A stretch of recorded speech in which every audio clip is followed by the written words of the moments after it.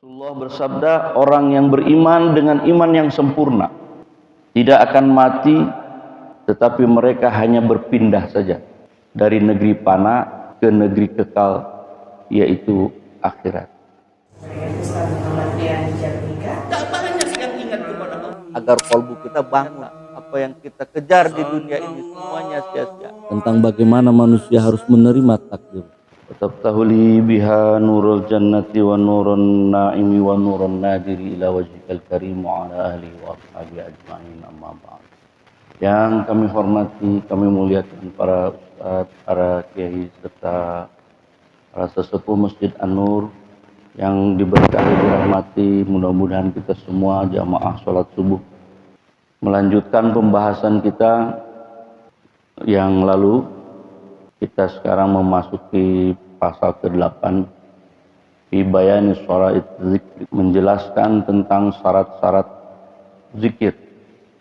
Wa huwa ayyakuna zakiru ala wudu'i tam. Syarat zikir adalah harus dalam keadaan wudu yang sempurna. Wa ayyadhkura bidarbin syadid wa sauti qawi hatta yahsula anwarud dzikri fi bawatin dzakirin. Lalu dengan arah yang tepat, suara yang kuat, hingga menghasilkan cahaya zikir di dalam batin. Jadi setelah wudhu kita sempurna, maka berzikir itu harus dengan arah dan suara yang kuat. Arah yang tepat, suara yang kuat, hingga menghasilkan cahaya zikir yang ada di dalam batin. Wa tasiru qulubuhum ahya'a bihadihil anwar. Dengan cahaya-cahaya itu kemudian hatinya akan menjadi hidup, yakni hayatan abadiyatan ukhrawiyatan. Cahaya yang hidup dalam kehidupan ukhrawi yang abadi. Kama qala Rasulullah sallallahu alaihi wasallam, kama qala Allah Ta'ala, bagaimana firman Allah, la yadzuquna fihal mauta illal mautatal ula, dalam surah Ad-Dukhan ayat ke-56. Mereka tidak akan merasakan mati di dalamnya kecuali mati yang pertama. Wa kama qala Rasulullah sallallahu alaihi wasallam, al mu'minuna la yamutuna bal yankiluna min daril pana'i ila daril baqa. Rasulullah bersabda, orang yang beriman dengan iman yang sempurna tidak akan mati, tetapi mereka hanya berpindah saja dari negeri fana ke negeri kekal, yaitu akhirat. Ini agak membuat kita puyeng karena dalam kehidupan ini Pak Ustadz ini bicara kok nggak sesuai. Yang mati banyak Pak Ustadz. Yang mati memang umurnya sudah waktu. Kematian fisik sudah dipastikan. Karena semakin memakan usia kita, maka fisik kita semakin rapuh. Dan akhirnya adalah kematian. Semua yang hidup akan menghadapi apa yang disebut dengan kematian. Akan tetapi mereka yang hatinya hidup, yang kolbunya hidup, matinya itu sudah terjadi. Karena sebelum datang kematian dia sudah menghentikan kehendak dirinya. Maka ruhanianya menjadi hidup.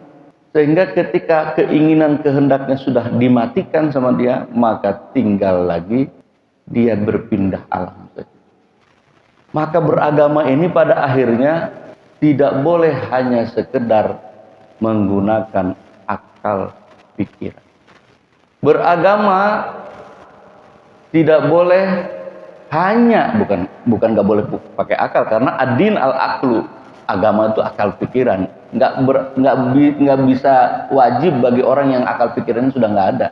Orang gila itu nggak wajib beragama, di mafhum nggak kena dia, nggak kena kewajiban kalau udah hilang akal.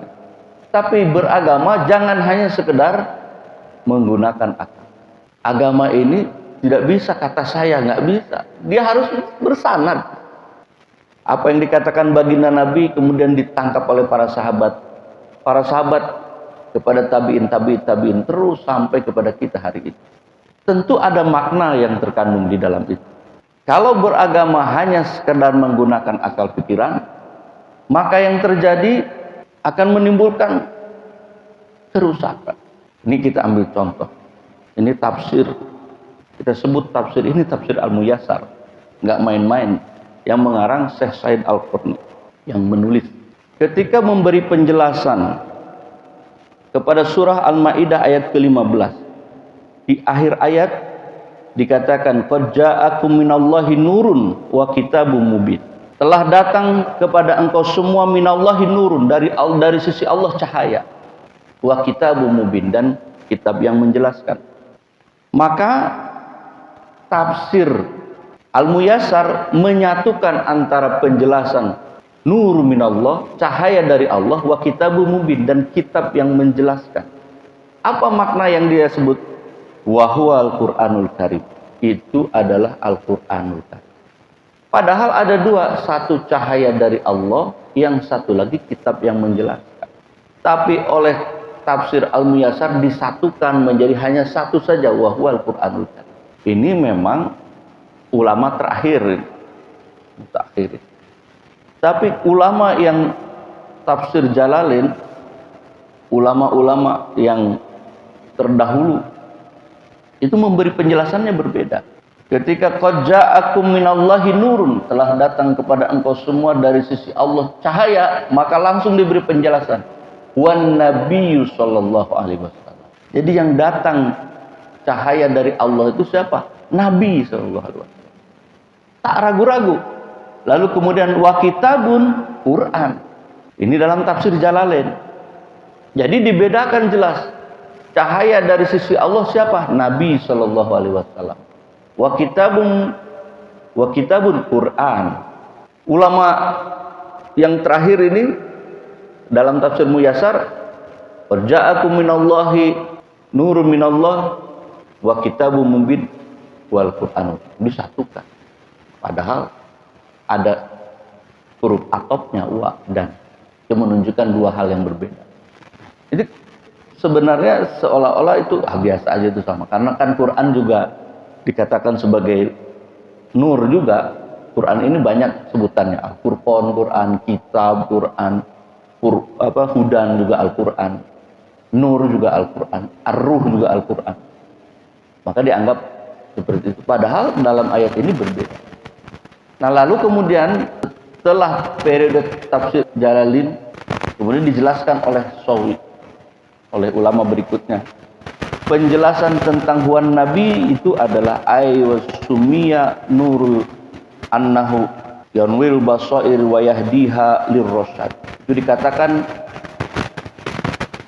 yang dimaksud dengan cahaya di situ huwan nurun nabi, cahaya nabi itu yang maksudnya adalah dia yang menerangi basair, mata batin, wa yahdiha lirrasyad, dan memberi petunjuk kepada kebenaran. Jadi dimaksud cahaya nurun minallah itu baginda Nabi memberikan petunjuk ke dalam basair, batin kita, memberi arah, memberi tujuan pada jalan kebenaran. Nah sehingga tidak menjadi masalah ketika dalam kitab Sirrul Asrar dijelaskan tentang nur baginda Nabi. Jadi nggak ada masalah ketika dikatakan baginda Nabi dari nur wajhi, dari cahaya Tuhan. Dimaksud bukan hanya sekedar aspek fisik, tapi juga yang dimaksud adalah ar-rasyad, basair, pandangan